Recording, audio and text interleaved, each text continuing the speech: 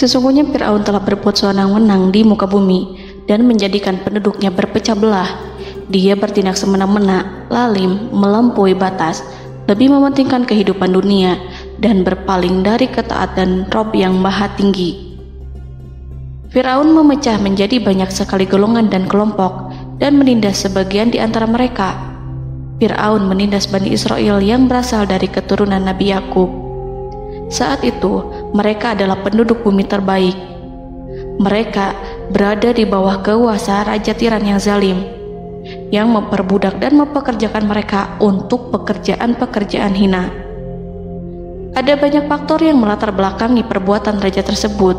Selain karena kebencian, ada juga faktor ramalan yang beredar pada saat itu.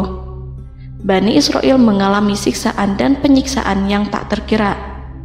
Nabi Musa diutus oleh Allah Subhanahu wa Ta'ala untuk membebaskan Bani Israel dan telah berulang kali memperingatkan Fir'aun agar membebaskan kaumnya. Namun Fir'aun tetap bersikeras dan menolak. Suatu hari Allah Subhanahu wa Ta'ala memerintahkan Nabi Musa untuk kembali kepada Fir'aun dan menunjukkan mukjizat. Di sana Nabi Musa menunjukkan beberapa mukjizat, termasuk mengubah tongkatnya menjadi ular raksasa dan di tangannya mengeluarkan cahaya. Namun Fir'aun tetap ingkar, dan dari situlah awal mula kehancuran Fir'aun dan pengikutnya. Tentang bagaimana detail kisah lengkapnya serta kelanjutan nasib Fir'aun, dari mana awal mula keangkuhan Fir'aun sampai mengakui dirinya sebagai Tuhan, serta dari mana sumber kekayaan Fir'aun yang sampai penasihatnya saja Qorun bisa membangun istana megah, akan dibahas lengkap di sini. Namun sebelum saya melanjutkan kisahnya, dimohon kepada pemirsa untuk menonton video ini sampai selesai, supaya tidak ada kesalahpahaman dalam memahami isi cerita, serta mohon bantu channel ini semakin berkembang dengan cara subscribe dan berikan like serta komen positifnya. Semoga bantuan pemirsa sekalian menjadi amal jariah dan bernilai pahala di sisinya. Bismillahirrahmanirrahim. Fir'aun menguasai seluruh negeri. Seiring dengan makmurnya negeri Mesir, kekuasaan Fir'aun semakin hari semakin bertambah. Fir'aun berkuasa tanpa ada yang berani menentang, dan dia membuat keputusan sesuka hatinya. Bahkan dengan kesombongannya, dia sampai berani mengaku sebagai Tuhan. Gelar Fir'aun Raja Mesir kuno punya pengaruh besar yang diyakini sebagai seorang yang bertanggung jawab untuk melindungi dunia pada saat itu. Fir'aun bukanlah nama seseorang, melainkan sebutan dalam Al-Quran yang merujuk pada seorang Raja Mesir yang sombong, suka menindas, dan sering melampaui batas, yang hidup ketika Nabi Musa alaihi salam bayi sampai dirinya dibinasakan oleh Allah di Laut Merah. Fir'aun merupakan sebuah gelar bagi raja-raja Mesir yang muncul di era New Kingdom. Pendapat Syekh Abdurrahman As-Sadi mengatakan bahwa Fir'aun merupakan gelar yang diberikan kepada raja-raja Mesir, sebagaimana Raja Babil disebut Namrud, Raja Habasyah disebut An-Najasyi, Raja Yaman disebut Al-Qil, atau Raja Persia yang disebut Kisra, penguasa Roma yang dijuluki Kaisar. Sebutan Fir'aun dalam Al-Quran ini menjurus pada Raja Mesir yang hidup pada tahun 1527 sampai 1407 sebelum Masehi.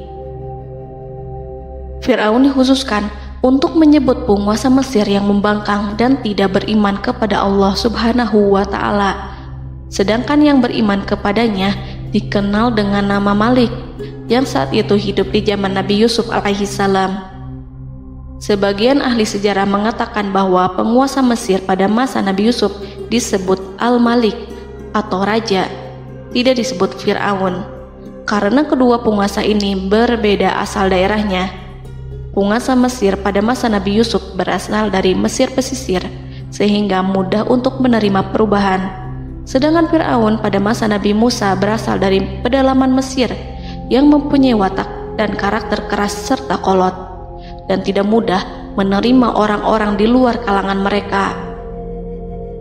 Dari keterangan di atas dipahami kenapa penguasa Raja Mesir pada masa Nabi Yusuf percaya kepada Nabi Yusuf dan mengikuti agama Nabi Yusuf, yaitu Islam. kemudian diikuti oleh rakyatnya. Sebagian ahli sejarah menyamakan Fir'aun dengan Mas'ab ibnu Royan. Ada pula yang menyatakan bahwa Fir'aun anaknya Walid ibnu Mas'ab ibnu Royan dari salah satu kaum Ad. Para Fir'aun Mesir kuno memperoleh kekayaan dan membangun kerajaan mereka yang megah melalui berbagai sumber. Beberapa sumber utama kekayaan dan pembangunan kerajaan Fir'aun adalah sumber daya alam. Mesir kuno diberkati dengan sumber daya alam yang melimpah, termasuk emas, tembaga, dan batu mulia yang ditambang dari wilayah gurun dan lembah. Sungai Nil juga menyediakan tanah yang subur untuk pertanian yang menjadi dasar ekonomi Mesir kuno. Air yang sangat penting ini memungkinkan kota-kota tumbuh di tengah gurun. Lonjakan air dan nutrisi itu mengubah lembah Nil menjadi tanah pertanian yang produktif. Menurut Organisasi Pangan dan Pertanian PBB, petani Mesir kuno adalah salah satu kelompok pertama yang melakukan pertanian dalam skala besar, menanam tanaman makanan seperti gandum, serta tanaman industri seperti rami untuk membuat pakaian.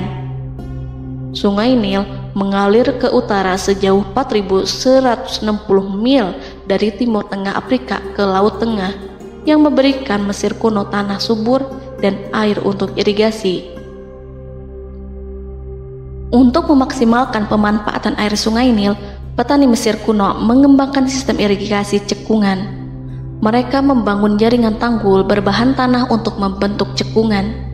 Kemudian mereka menggali saluran untuk mengarahkan air banjir ke dalam cekungan, di mana air akan menggenang selama sebulan hingga tanah jenuh dan siap untuk ditanami. Selain itu, Sungai Nil dapat dimanfaatkan untuk mengangkut material proyek-proyek konstruksi. Untuk mendapatkan manfaat dari Sungai Nil, orang yang tinggal di tepi sungainya harus mencari cara mengatasi banjir tahunan sungai ini. Untuk memprediksi apakah mereka akan menghadapi banjir yang bisa mengakibatkan panen buruk, orang Mesir kuno membangun nilometer atau pilar batu dengan tanda menunjukkan tingkat air.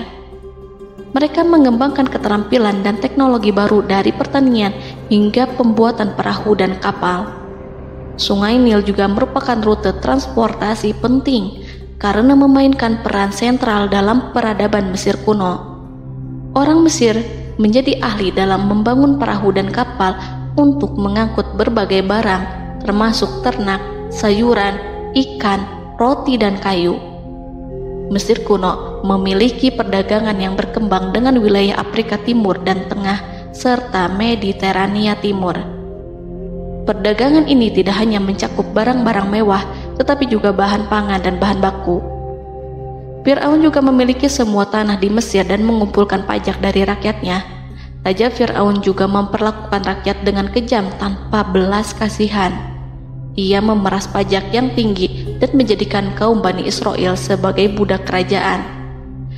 Mereka juga menerima upeti dari negara-negara yang dikalahkan atau ingin menjaga hubungan baik dengan Mesir.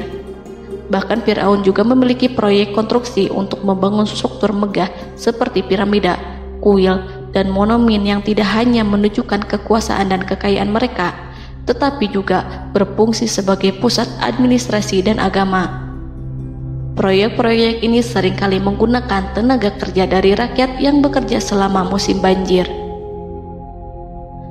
Kekayaan dan kerajaan megah Fir'aun merupakan hasil dari pengelolaan sumber daya yang efisien, eksploitasi sumber daya alam, dan kebijakan ekonomi yang cerdas.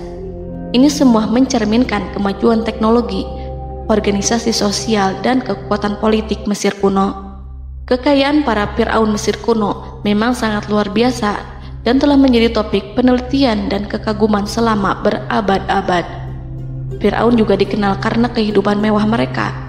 Sebagai penguasa Mesir kuno, Fir'aun hidup dengan kekayaan dan kemewahan yang hampir tak terbayangkan, yang mencerminkan kekuasaan dan status mereka. Mereka menghiasi diri mereka dengan aksesoris yang rumit dan gemerlap, serta mengenakan simbol otoritas dan kekuasaan tradisional. Dan Allah memberikan kepada Fir'aun berupa istidratuhul afiyah, yakni hidup sekian lama tanpa pernah merasakan sakit. Allah Subhanahu wa Ta'ala mengaruniai Fir'aun untuk bisa hidup selama 400 tahun tanpa sakit. Tentu hal tersebut sudah menjadi kehendak Allah Subhanahu wa Ta'ala, maka tidak ada satupun manusia yang bisa menghalangi, bahkan bagi seorang Fir'aun sekalipun yang terkenal dengan kezalimannya. Namun dengan karunia-Nya yang diberikan Allah tersebut bukannya menjadikan Fir'aun sebagai manusia yang bersyukur, tetapi malah membangkitkan kesombongan dan kesesataannya. Dan puncak kesombongan Fir'aun juga dicatat Al-Quran sebagai penguasa tangan besi dan manusia yang pernah mengaku Tuhan. Aku adalah Tuhan kalian yang maha tinggi. Quran Surat An-Najiat ayat 24. Fir'aun hidup selama 446 tahun. Selama hidupnya, Fir'aun memiliki tubuh yang sehat dan bugar tanpa pernah mengalami sakit, meski hanya berupa pusing atau flu sekalipun. Fir'aun bahkan tidak pernah merasakan kelelahan. Fir'aun tidak pernah merasakan perihnya lapar, kerongkongannya tidak pernah tersentuh panasnya dahaga. Seandainya dalam semalam saja Fir'aun dilanda sakit berupa pusing atau demam, maka ia akan sibuk untuk mengurus dirinya sendiri dan tidak berpikiran untuk mengaku bahwa ia adalah Tuhan. Hal ini pun dijelaskan dalam kitab Ihya Ulumuddin Al-Qut Al-Qulub oleh Imam Al-Ghazali. Sesungguhnya yang menyebabkan Fir'aun sampai berani mengatakan, "Aku adalah Tuhan kalian yang maha tinggi," hal ini disebabkan karena ia mengalami masa sehat dalam hidupnya yang begitu lama. Kekejaman Raja Fir'aun diikuti dengan kesombongannya. Ia enggan bersyukur atas kemakmuran yang dianugerahkan Allah Subhanahu wa Ta'ala. Ia justru menjadikan negeri Mesir penuh dengan kemusyrikan. Sungguh, dia Fir'aun termasuk orang-orang yang berbuat kerusakan, dan kami hendak memberi karunia kepada orang-orang tertindas di bumi, dan hendak menjadikan mereka pemimpin dan menjadikan mereka orang-orang yang mewarisi bumi. Dan kami teguhkan kedudukan mereka di bumi, dan kami perlihatkan kepada Fir'aun dan Haman bersama bala tentaranya apa yang selalu mereka takutkan dari mereka. Surat Al-Qasas ayat 1-6. Haman yang merupakan penasihat dan sekaligus pelaksana proyek pembangunan menara untuk Fir'aun yang ikut berkontribusi dalam kesesatan Fir'aun, dan dia juga yang menjadi aktor utama atas kezaliman Fir'aun yang nantinya memberikan nasihat kepada Fir'aun dan mendorongnya untuk menolak ajaran Nabi Musa alaihi salam. Faktor yang mendorong Fir'aun melakukan tindakan keji ini adalah Bani Israel yang mempelajari suatu hal yang mereka riwayatkan dari Ibrahim, bahwa suatu saat nanti akan lahir seorang anak Bani Israel yang akan menghancurkan kekuasaan Raja Mesir. Berita gembira ini terjadi saat insiden antara Sarah, istri Nabi Ibrahim alaihissalam, dengan Raja Mesir yang saat itu berniat jahat terhadap Sarah. Namun Allah menjaganya. Berita gembira ini santer terdengar di antara Bani Israel. Kaum Kipti juga membicarakan berita ini, hingga sampailah juga ke telinga Fir'aun. Sebagian amir dan orang-orang dekat Fir'aun menyampaikan hal itu kepadanya saat tengah berbincang pada malam hari. Waktu itu Fir'aun langsung menginstruksikan untuk membunuh seluruh anak laki-laki Bani Israel untuk mengantisipasi kelahiran anak yang dimaksud. Tapi apa boleh buat, kewaspadaan sama sekali tidak bisa menghindari takdir. Suatu ketika Fir'aun bermimpi seakan-akan api datang dari arah Baitul Maqdis lalu membakar semua rumah Mesir dan seluruh kaum Kipti. Namun, api tersebut tidak membahayakan Bani Israel. Saat bangun, Fir'aun merasa takut oleh mimpi itu. Ia kemudian mengumpulkan seluruh paranormal dan tukang sihir. Fir'aun bertanya kepada mereka terkait mimpi itu. Mereka berkata, akan lahir seorang bayi laki-laki dari kalangan Bani Israel yang akan menghancurkan penduduk Mesir. Sebab itulah Fir'aun memerintahkan untuk membunuh anak laki-laki dan membiarkan hidup anak perempuan. Fir'aun sangat mewaspadai agar Musa tidak lahir, hingga menunjuk sejumlah laki-laki dan dukun beranak berpatroli memeriksa para wanita hamil dan mendata waktu kelahiran mereka. Jika ada yang melahirkan anak laki-laki, si bayi langsung disembelih oleh para algojo seketika itu juga. Allah berfirman, kami mengilhamkan kepada ibu Musa, susuilah dia Musa, jika engkau khawatir atas keselamatannya, hanyutkanlah dia ke sungai Nil dalam sebuah peti yang mengapung. Janganlah engkau takut dan janganlah pula bersedih. Sesungguhnya kami pastikan mengembalikan kepadamu dan menjadikan sebagai salah seorang rasul. Surat Al-Qasas ayat 7. Pada saat itu, ibu Musa yang bernama Ayah Rika, ada juga yang menyebut Ayah Zakat, merasakan kesedihan yang amat dalam dan sudah mengantisipasi sejak pertama kali mengandung Musa. Kehamilan yang ini memang tidak terlihat. Harun lahir pada tahun ketika hukuman mati bagi lelaki tidak berlaku, sementara Musa lahir pada tahun di mana bayi laki-laki harus dibunuh. Saat melahirkan, ibunya mendapat ilham agar Musa kecil diletakkan di dalam peti yang diikat dengan tali. Rumahnya tepat di hulu sungai Nil. Ia menyusui Musa, kemudian ketika khawatir pada seseorang, ia meletakkan Musa di peti itu, lalu dilepaskannya ke lautan, sementara talinya tetap dipegang. Setelah semua orang pergi, ia tarik kembali peti itu.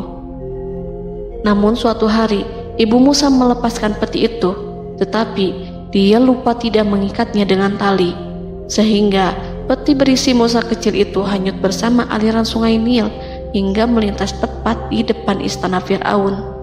Selir-selir Fir'aun itu memungut peti dalam kondisi tertutup rapat. Mereka tidak berani membukanya. Peti itu kemudian diletakkan di depan istri Fir'aun, Asiyah binti Muzahim. Ada pendapat yang mengatakan bahwa Asiyah berasal dari Bani Israel dari keturunan Musa. Saat membuka penutup peti dan menyingkap tirai penutupnya, Asiyah melihat wajah Musa kecil memancarkan sinar-sinar nubuah kemuliaan. Begitu melihatnya, Asiyah langsung jatuh hati dan sangat mencintainya. Saat Fir'aun tiba, ia berseru, "Apa ini?" Kemudian ia memerintahkan untuk menyembelihnya, tetapi sang istri meminta agar bayi tersebut diberikan kepadanya. Sang istri berkata, "Dia adalah penyejuk mata hati bagiku dan bagimu." Fir'aun menimpali, "Iya, bagimu, tapi bagiku tidak. Aku tidak memerlukan bayi itu." Petaka memang selaras dengan tutur kata. Kata-kata istri Fir'aun, mudah-mudahan dia bermanfaat kepada kita. Allah memberikan manfaat yang ia harapkan. Di dunia, Allah memberikan hidayah padanya melalui sosok Musa, dan di akhirat, Allah menempatkan dia di surganya karena Musa. Atau kita ambil dia menjadi anak. Keduanya pun mengadopsi Musa karena mereka berdua tidak punya anak. Perkataan Asiyah ini diabadikan dalam Al-Quran surat Al-Qasas ayat 9. Dan berkatalah istri Fir'aun, "Ia adalah penyejuk mata hati bagiku dan bagimu. Janganlah kamu membunuhnya. Mudah-mudahan ia bermanfaat kepada kita atau kita ambil ia menjadi anak." Sedangkan mereka tidak menyadari. Dalam ayat ini Allah Subhanahu wa Ta'ala berfirman yang artinya, sedangkan mereka tidak menyadarinya. Ibnu Katsir menjelaskan maksud dari ayat ini, mereka tidak mengetahui apa yang dikehendaki Allah, bahwa di tangan anak itulah terjadinya kehancuran masa depan Fir'aun dan bala tentaranya. Mereka tidak mengetahui hukuman besar Allah yang dikehendaki terhadap Fir'aun dan pasukannya. Mereka tidak tahu bahwa Allah menakdirkan mereka untuk memungutnya. Saat Musa tinggal di kediaman Fir'aun, pihak keluarga ingin menyusuinya. Namun Musa tidak mau menerima susu wanita manapun. Ia juga tidak mau makan, hingga mereka dibuat bingung karenanya. Mereka berusaha sebisanya untuk memberi Musa makan, namun Musa tidak mau. Seperti yang Allah sampaikan dalam surat Al-Qasas ayat 12. Dan kami cegah dia Musa menyusu kepada perempuan-perempuan yang menyusuinya sebelum itu. Mereka kemudian mengirim Musa bersama para dukun beranak dan sejumlah wanita ke pasar. Mungkin Musa mau menyusu pada seorang wanita di sana. Saat semua orang berdiri di hadapan Musa, saudari Musa melihatnya. Ia tak memperlihatkan sikap seakan-akan mengenal bayi yang sebenarnya adalah adiknya. Mereka kemudian pergi bersama saudari Musa itu ke kediaman Musa. Musa kecil kemudian digendong ibunya untuk menyusui bayi itu. Bayi yang tidak lain adalah anaknya sendiri, langsung menyusu dengan lahap. Melihat hal itu, mereka merasa sangat puas dan gembira. Mereka pun melaporkan peristiwa yang sangat menggembirakan itu kepada Asia. Asia meminta agar perempuan yang tidak lain adalah ibunya Musa itu untuk menetap bersamanya dan memohon kebaikan serta kesediaannya. Namun, perempuan itu menolaknya seraya berkata, "Sesungguhnya aku mempunyai suami dan anak-anak yang tidak bisa aku tinggalkan. Akan tetapi, aku siap melakukan jika bayi itu dibawa kepadaku ke rumahku." Akhirnya Asia mengutus ajudan kerajaan untuk menyerahkan bayi itu kepada ibunya Musa untuk disusui secara rutin. Asia kemudian memberikan berbagai macam fasilitas kepada ibu Musa, berupa biaya nafkah sehari-hari, pakaian-pakaian bagus, dan beberapa hadiah istimewa yang lainnya sebagai kompensasi upah menyusui bayi itu. Akhirnya, Musa kecil kembali ke pangkuan ibunya dan berada di bawah asuhannya. Allah telah menyatukan kembali bayi yang bernama Musa itu dengan ibunya sendiri. Fir'aun tidak akan menyangka jika Allah telah mempersiapkan sesuatu yang besar lewat kehadiran Musa kecil di kerajaannya. Sang raja bengis lagi terpedaya oleh banyaknya pasukan yang dimiliki, kekuasaan, dan luasnya kerajaan yang maha agung yang tak terkalahkan, dan takdirnya tak bisa ditentang. Allah telah memutuskan bahwa bayi itu yang dia dan pengikutnya waspadai keberadaannya itu hingga dengan bengis membunuh banyak sekali nyawa yang tak terhitung jumlahnya. Padahal anak tersebut justru tumbuh dewasa di kediamannya, di atas kasurnya, memakan makanannya, dan meminum yang ada di rumahnya.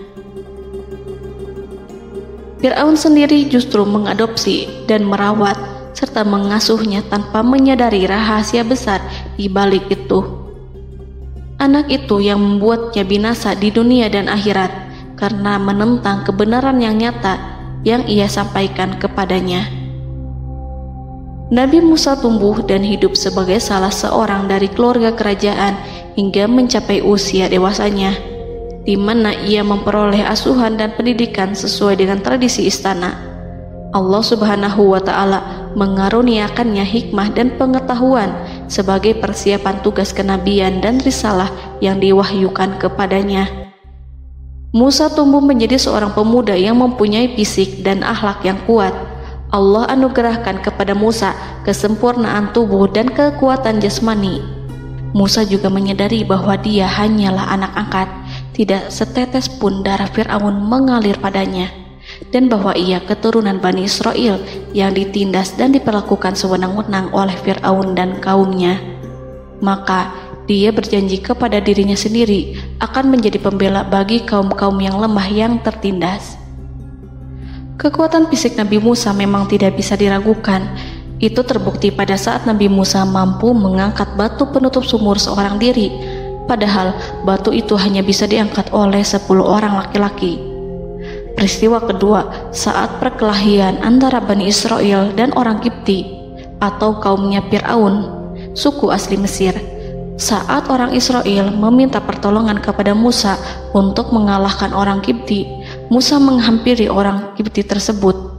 Dengan tangan terkepal, Musa meninju orang Kipti dan matilah musuhnya itu. Orang Kipti hanya mati karena pukulan itu. Musa tidak sengaja dan tidak bermaksud untuk membunuh orang Kipti. Musa hanya berniat membuatnya jera. Dan karena peristiwa itulah Nabi Musa pergi meninggalkan Mesir karena Musa takut terhadap Fir'aun dan tentaranya yang akan membunuhnya. Karena jika mereka tahu bahwa Musa membunuh orang Kipti demi membela salah seorang Bani Israel, akan membuat Fir'aun dan pengikutnya mencurigai bahwa Musa memang berasal dari Bani Israel, dan pada akhirnya akan memicu sebuah permasalahan besar. Dan pada waktu yang sudah ditentukan oleh Allah, sekitar 10 tahun Nabi Musa meninggalkan Mesir. Pada akhirnya Allah mengamanahkan dia sebagai seorang rasul. Allah anugerahkan kepadanya hikmah kenabian dan pengetahuan di usia 40 tahun. Allah perintahkan Musa kembali ke Mesir untuk menghadapi Fir'aun dan mengajak dia mengakui Tuhan semesta alam. Tugas ini penuh dengan bahaya, mungkin bisa membuat Musa kehilangan nyawa, tetapi menuruti perintah Allah itu mutlak baginya. Ditemani oleh saudaranya Harun untuk membantunya membenarkan perkataannya. Lidah Musa cedal karena bara api yang pernah diletakkan di lidahnya saat Fir'aun hendak menguji akalnya setelah menarik jingat Fir'aun hingga berdarah. Fir'aun bermaksud untuk membunuhnya. Asyah mengkhawatirkan Musa lalu berkata, dia masih kecil. Fir'aun kemudian menguji Musa dengan meletakkan buah dan bara api di hadapannya. Musa kecil hendak bermaksud meraih buah-buahan, tetapi tangannya dialihkan oleh malaikat. Lalu Musa mengambil bara api dan ia letakkan di lidahnya. Lidahnya cedal karena bara api ini.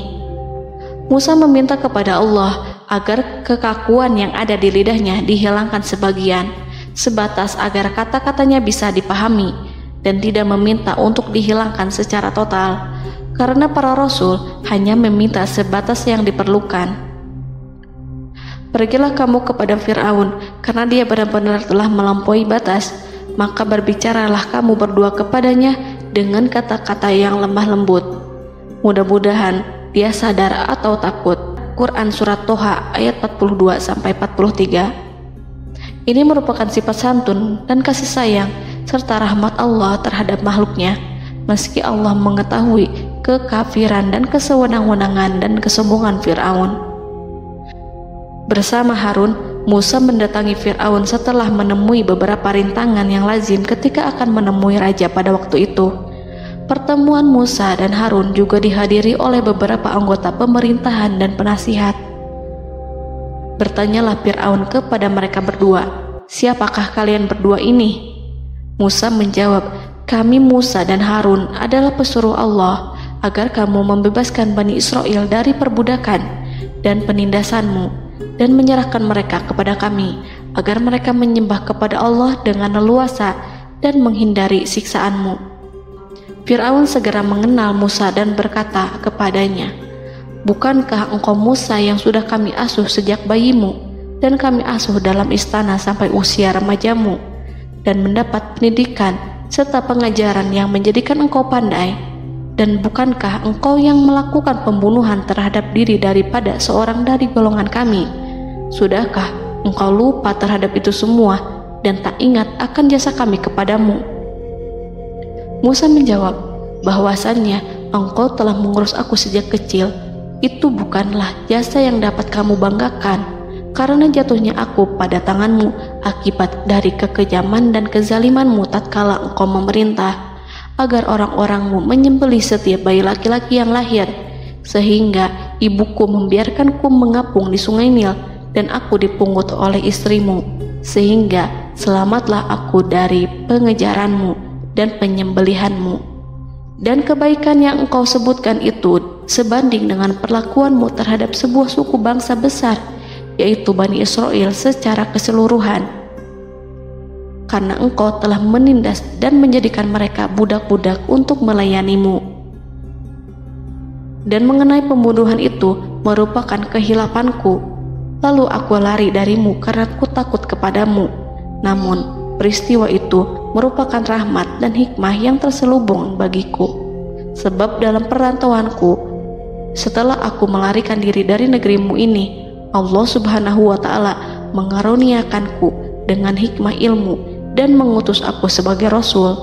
Maka dalam rangka tugasku sebagai rasul, datanglah aku kepadamu atas perintah Allah untuk mengajak engkau dan kaummu untuk menyembah Allah dan meninggalkan kezaliman serta penindasanmu terhadap Bani Israel yang kau pekerjakan dan perbudak mereka untuk melakukan pekerjaan dan melayanimu.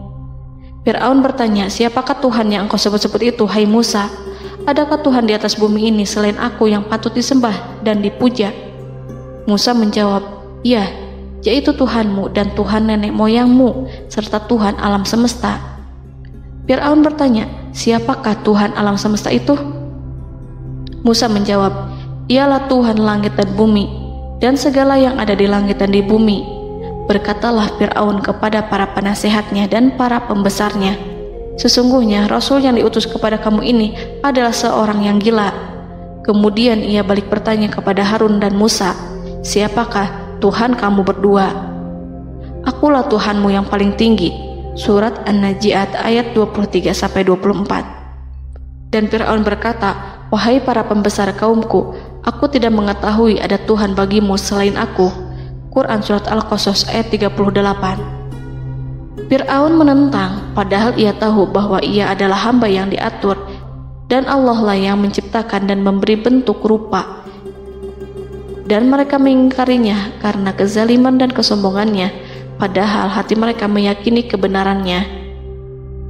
Maka perhatikanlah bagaimana kesudahan orang-orang yang berbuat kerusakan. Quran Surat An-Naml ayat 14. Fir'aun beralih memakai kekuasaan dan wibawa yang ia miliki. Fir'aun berkata, jika engkau menyembah Tuhan selain aku akan memasukkanmu ke dalam penjara. Musa berkata, apakah engkau akan melakukan itu sekalipun aku tunjukkan kepadamu suatu bukti yang nyata? Fir'aun menjawab, tunjukkanlah sesuatu yang nyata itu. Maka Musa melemparkan tongkatnya. Tiba-tiba tongkat itu menjadi ular besar, dan Musa mengeluarkan tangan dari dalam bajunya. Tiba-tiba tangan itu menjadi putih bercahaya. Saking ketakutannya hingga membuat Fir'aun terkena diare. Dalam sehari lebih dari 40 kali buang air. Namun Fir'aun sebagai raja yang mengaku Tuhan tentu tidak akan begitu saja menyerah kepada Musa, walaupun telah diperlihatkan 2 mukjizat. Bahkan Fir'aun berkata kepada kaumnya yang dikhawatirkan terpengaruh oleh mukjizat Musa, bahwa apa yang dilakukan Musa merupakan sihir, dan Musa Harun adalah ahli sihir yang datang dengan maksud menguasai Mesir. Salah satu penasehatnya, yaitu Haman, mengusulkan agar mengumpulkan semua ahli sihir dari berbagai penjuru kerajaan untuk bertanding mematahkan sihir Musa, yang tanpa pikir panjang Fir'aun setujui. Fir'aun pun berkata kepada Musa, apa yang kau bawa ini adalah sihir. Kami akan melawanmu dengan sihir yang sama. Fir'aun pun kemudian meminta Musa untuk bertemu pada waktu dan tempat yang disepakati, dan langsung disetujui Nabi Musa tanpa ragu sedikit pun.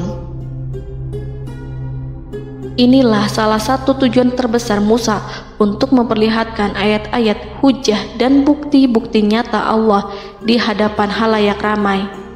Dengan berbekal pertolongan Allah, Musa yakin akan menang melawan para ahli sihir itu. Maka pada waktu yang sudah ditetapkan, yakni pada permulaan hari, saat cahaya matahari mulai terik menyengat, sehingga kebenaran akan terlihat terlebih jelas dan nyata, orang-orang berbondong-bondong menuju tempat yang sudah ditentukan untuk melihat pertandingan sihir yang sudah dihadiri ribuan tukang sihir. Menurut Muhammad bin Ka'ab, mereka berjumlah 80.000 ahli sihir. Mereka sudah dijanjikan hadiah dan uang yang besar jika berhasil mengalahkan Musa.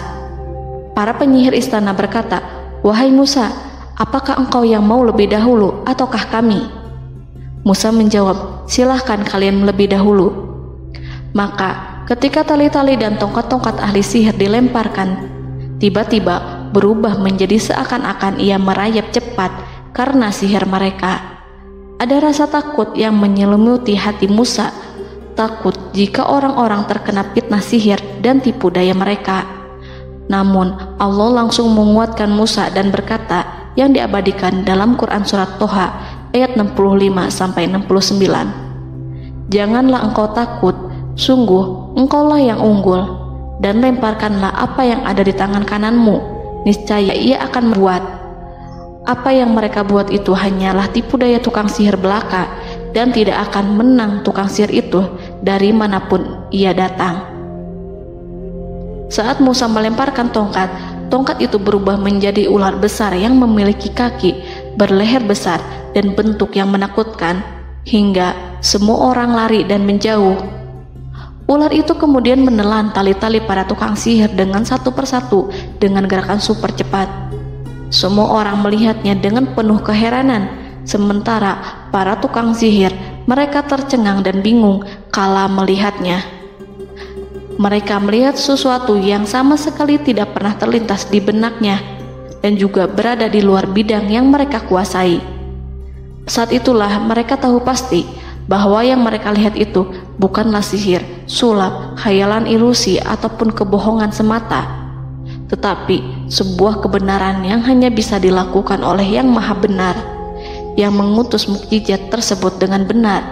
Allah menyingkap tabir kelalaian dari hati mereka, menyinarinya dengan petunjuk yang Ia ciptakan dan menyingkirkan gumpalan keras di hatinya. Mereka segera bertaubat dan tunduk sujud kepadanya. Dengan lantang mereka mengatakan kepada semua yang hadir tanpa memperdulikan hukuman ataupun siksaan apapun, "Kami beriman kepada Rob seluruh alam, yaitu Tuhannya Musa dan Harun." Fir'aun yang congkak dan sombong tentu sangat marah dengan apa yang disaksikannya itu. Ketika melihat ahli-ahli sihirnya begitu cepat menyerah dan mengakui kekalahan kepada Musa, bahkan menyatakan beriman kepada Tuhan Musa dan Harun. Tindakan itu dianggapnya sebagai pelanggaran terhadap kekuasaannya dan penentangan terhadap ketuhanannya dan merupakan tamparan bagi kewibawaannya. Fir'aun berkata kepada mereka, "Apakah kalian telah beriman kepada Musa sebelum aku memberi izin? Kenapa kalian tidak terlebih dahulu bermusyawarah kepadaku sebelum melakukan tindakan keji di hadapan rakyatku ini? Dia itu pemimpinmu yang mengajarkanmu sihir, dan bukankah ini adalah persengkongkolanmu terhadapku? Musa dapat mengalahkan kamu sebab ia mungkin merupakan guru dan pembesar yang mengajari sihir kepadamu, dan kamu telah mengaturnya, dan sandiwaramu ini tak akan kubiarkan. Akan kupotong tangan dan kakimu secara bersilang, dan sungguh aku akan salib kamu pada pangkal pohon kurma sebagai balasan dan hukuman atas pengkhianatanmu ini." Walaupun melihat langsung kebenarannya, Fir'aun tetap tidak percaya. Dia tidak suka keyakinan para penyihir terhadap Musa. Para penyihir itu yang telah mengakui keimanan mereka kepada Allah tak merasa gentar ataupun takut, karena ketika para tukang sihir itu sujud, mereka melihat rumah dan istana-istana di surga yang telah dipersiapkan untuk mereka. Semuanya dirias untuk menyambut kedatangan mereka. Karena itu, mereka tidak peduli dengan ancaman Fir'aun. Setelah peristiwa kekalahan penyihir Fir'aun dengan mukjizat Nabi Musa itu, Fir'aun serta penasihat dan para pembesarnya, termasuk Haman, merencanakan penindasan yang lebih kejam untuk kaum Bani Israel dan merencanakan pembunuhan terhadap Nabi Musa. Fir'aun khawatir jika gerakan Musa tidak dipatahkan akan mengancam kerajaan dan kewibawaannya yang mengaku sebagai Tuhan. Walaupun sudah diingatkan oleh orang mukmin dari kalangan keluarga Fir'aun agar tidak membunuh Nabi Musa dan menyeru kembali menuju jalan yang benar dan mengingatkan kepada akibat yang buruk yang akan didapati nanti, namun Fir'aun dan penasihatnya tetap berada pada kesesatan. Sebagai balasannya, Allah menghukum Fir'aun dan penduduknya dengan kekeringan dan penyakit yang bertahun-tahun karena menolak Rasulnya. Mereka dilanda banjir bandang, darah yang bercampur dengan seluruh air yang ada. Setiap kali mereka akan mengambil air, baik air sumur ataupun air sungai Nil, pasti akan berubah menjadi darah segar. Serbuan belalang pun tidak bisa mereka hindari. Belalang menghinggapi tanaman hingga tak menyisakan satupun buah, daun ataupun rumput. Serangan hama dan wabah katak juga mengerumuni mereka hingga berjatuhan di makanan, wadah-wadah, sampai-sampai ketika ada yang membuka mulut untuk makan ataupun minum, pasti ada katak yang jatuh di situ. Semua hukuman itu hanya menimpa Fir'aun dan pengikutnya, sama sekali tidak menimpa Nabi Musa dan Bani Israel. Namun mereka tidak belajar ataupun berubah, mereka tetap saja kafir dan hanyut dalam kejahatan. Setiap kali Allah timpakan hukuman kepada Fir'aun dan pengikutnya, mereka bersumpah dan berjanji kepada Musa untuk beriman. Namun ketika hukuman itu dihilangkan, mereka ingkar janji berpaling dan kembali kepada keburukan seperti sedia kala. Dari semua penderitaan ini, Allah perintahkan Musa membawa pengikutnya keluar dari Mesir, memulai perjalanan berbahaya antara hidup dan mati. Setelah mengetahui keberangkatan Nabi Musa dan Bani Israel, Fir'aun bersama tentaranya bergerak untuk membantai mereka. Dengan pasukan besar yang berjumlah lebih dari 1.600.000 personil, ditambah 100.000 ekor kuda berwarna hitam legam, Fir'aun berhasil mengejar rombongan Nabi Musa yang saat itu berjumlah 600.000 prajurit di pantai Laut Merah saat matahari terbit. Pasukan Fir'aun mengepung mereka dari semua arah. Di belakang mereka ada tentara Fir'aun yang kejam, sementara di hadapan mereka Laut Merah yang membentang luas. Kala situasi kian genting dan Fir'aun beserta seluruh pasukannya mendekat dengan kesungguhan hati, diperkuat dan persenjataan, juga dengan amarah dan kedengkian, penglihatan tidak menetap mengarah ke suatu tujuan, dan hati naik menyesak sampai ke tenggorokan. Saat itulah Yang Maha Penyantun lagi kuasa, Rob Arsy yang mulia, mewahyukan kepada Musa, "Pukullah laut itu dengan tongkatmu." Maka tatkala Musa memukulkan tongkatnya ke lautan, laut itu pun terbelah. Air lautan berdiri tegak laksana gunung yang terbelah oleh kuasa yang maha agung, yang bersumber dari zat yang mengatakan kepada sesuatu, "Jadilah," maka jadilah sesuatu itu. Allah memerintahkan angin barat untuk menyapu kerikil-kerikil hitam lautan, hingga dasar lautan berubah menjadi tanah yang kering, yang tidak melekat pada kaki-kaki kuda dan hewan. Allah memerintahkan Musa untuk melintas bersama kaumnya. Mereka segera turun melintas dengan senang. Mereka menyaksikan sebuah hal yang membuat mata tercengang dan memberikan petunjuk pada hati orang-orang yang mukmin. Setelah Musa bersama kaumnya melintas secara keseluruhan dan keluar dari lautan, saat itulah pasukan garis depan Fir'aun baru masuk. Saat itu Musa bermaksud memukulkan tongkat ke lautan agar kondisi laut kembali seperti sedia kala, agar Fir'aun dan pasukannya tidak bisa mengejar.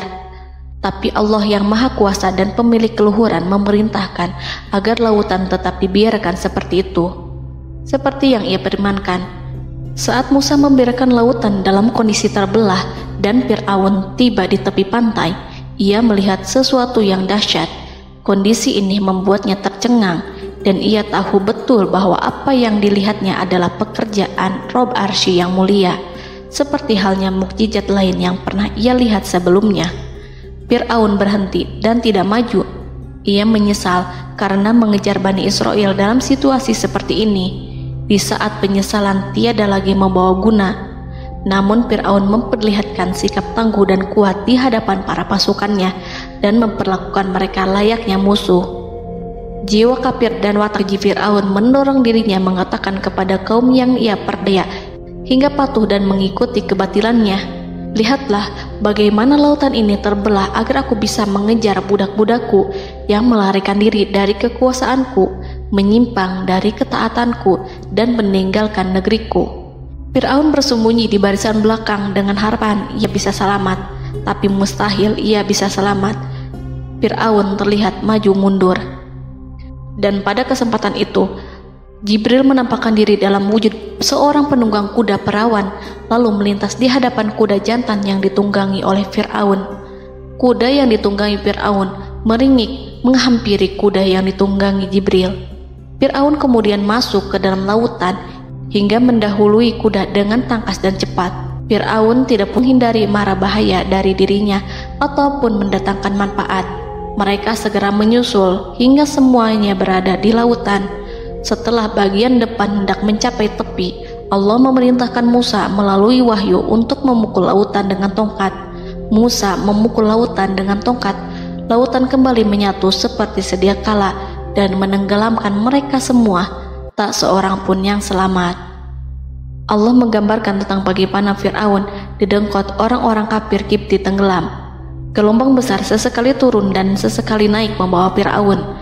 Bani Israel melihatnya dan juga pasukannya, seperti apa siksa dan petaka besar yang Allah timpakan kepadanya dan juga pasukannya, agar Bani Israel senang dan lega. Saat Fir'aun menyaksikan kematian dan mulai sakarat, ia kembali kepada jalan kebenaran dan bertaubat, serta beriman pada saat keimanan tiada lagi membawa guna.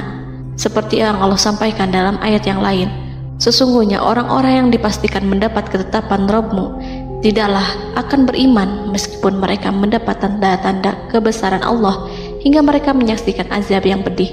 Quran Surat Yunus ayat 96-97. Seperti itulah Musa mendoakan keburukan pada Fir'aun dan golongannya agar harta benda mereka dibinasakan, hati mereka diikat sehingga mereka tidak akan beriman hingga melihat siksaan yang pedih, yaitu ketika keimanan tidak ada lagi membawa guna bagi mereka, sekaligus sebagai penyesalan bagi mereka. Allah berfirman kepada Musa dan Harun saat keduanya mengucapkan doa tersebut, sungguh telah diperkenankan permohonan kamu berdua. Quran Surat Yunus ayat 89. Siksaan yang ditimpakan kepada Fir'aun dan pasukannya ini merupakan jawaban atas doa Musa dan saudaranya Harun. Dalam hadis riwayat Imam Ahmad, Rasulullah Shallallahu Alaihi Wasallam bersabda, saat Fir'aun berkata, aku percaya bahwa tidak ada Tuhan melainkan Rabb yang dipercaya Bani Israel, Jibril berkata kepadaku, wahai Muhammad, andai kau melihatku saat mengambil pasir lautan, lalu aku sumpalkan ke mulutnya karena khawatir jika rahmat menghampirinya. Ibnu Abbas dan lainnya mengatakan, sebagian Bani Israel meragukan kematian Fir'aun, bahkan ada yang menyatakan bahwa Fir'aun tidak mati. Allah kemudian memerintahkan lautan untuk mengapungkan jasad Fir'aun. Maka pada hari ini kami selamatkan jasadmu, yaitu dengan mengenakan baju perang yang dengannya kau dikenali, agar engkau dapat menjadi pelajaran bagi orang-orang yang datang setelahmu, yaitu agar kau menjadi bukti bagi Bani Israel atas kekuasaan Allah yang membinasakan Fir'aun. Karena itu, sebagian salaf membaca, kemungkinan yang dimaksud adalah kami menyelamatkan jasadmu beserta baju perangmu agar kau menjadi pelajaran bagi orang-orang setelahmu dari kalangan Bani Israel, dan mereka tahu bahwa kau telah binasa. Wallahu a'lam.